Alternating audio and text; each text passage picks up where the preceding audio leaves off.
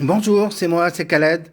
Dans cette vidéo, je vais vous parler d'un texte qui m'a inspiré, celui de Laurence Debril. Retenez bien ce nom, il a de très beaux textes qui me plaisent énormément. J'ai beaucoup aimé.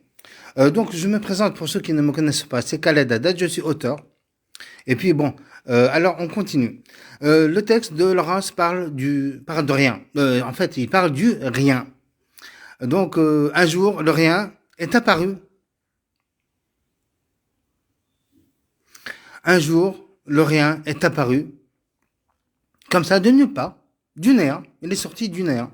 Et il n'avait personne pour l'accueillir, pour l'accueillir dans ses bras, de le tenir dans ses bras, l'embrasser, le consoler peut-être, lui changer de couche. Euh, il était seul. Il n'avait ni maman, ni papa. Il ne pouvait ni dormir, ni se réveiller. Après tout, il était seul. Il n'y avait ni planète, ni soleil, ni rien du tout, rien de tout cela.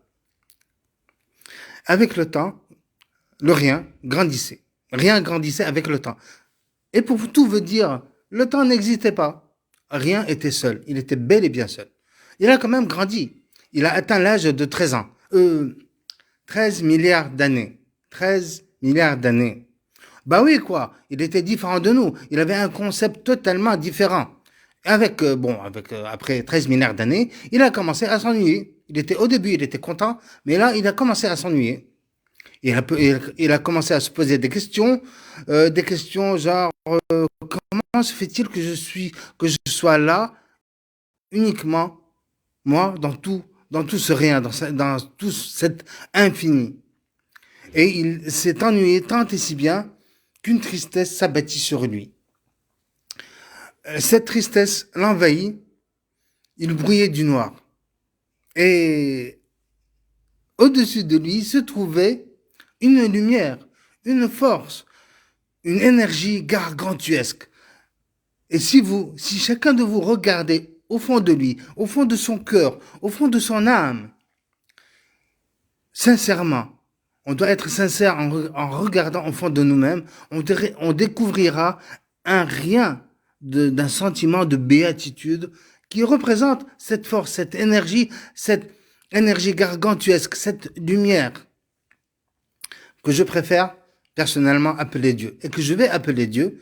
Faites ce que vous voulez, appelez-la comme vous voulez, comme vous l'entendez. Moi, je vais l'appeler Dieu. Bref, alors Dieu, dans son infinie miséricorde, décida de donner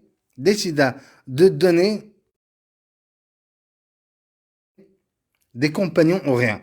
Et donc, une transformation était obligatoire. Rien devait se transformer. Dans une nouvelle naissance, cette nouvelle naissance s'appelle le Big Bang. Et rien était tout content. Bon, rien, c'est son ancienne appellation. Rien était désormais tout content d'être accompagné de plusieurs personnes. Mais ces personnes c'était des étoiles, c'était des comètes, des planètes, des trous noirs, de l'énergie cosmique, des ondes X, des rayons ultraviolets, de la lumière et tout ça un petit peu comme ça. Mais il était content parce que, en fait, avant sa transformation, il devait accepter de partager, de se transformer, d'écraser son ego, de se diviser et d'écraser son ego pour trouver le bonheur. Et c'est un petit peu comme nous, les humains aussi. Parce que lorsque on est fier, on est entouré de notre fierté, entouré de nous tout seul. On est tout seul, on est seul, entouré seulement de notre fierté. Et on s'ennuie. On finit par s'ennuyer parce que on est seul. On devient seul, la solitude. Mais en partageant, en aimant les autres, en donnant, en aidant les autres personnes, on découvre le bonheur. Parce que c'est ça, c'est là, le bonheur se trouve ici.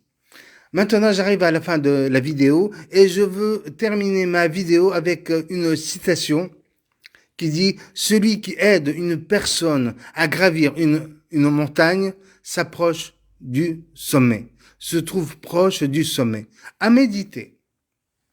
Merci d'avoir regardé la vidéo jusqu'à la fin et je vous dis à la semaine prochaine. Bye bye!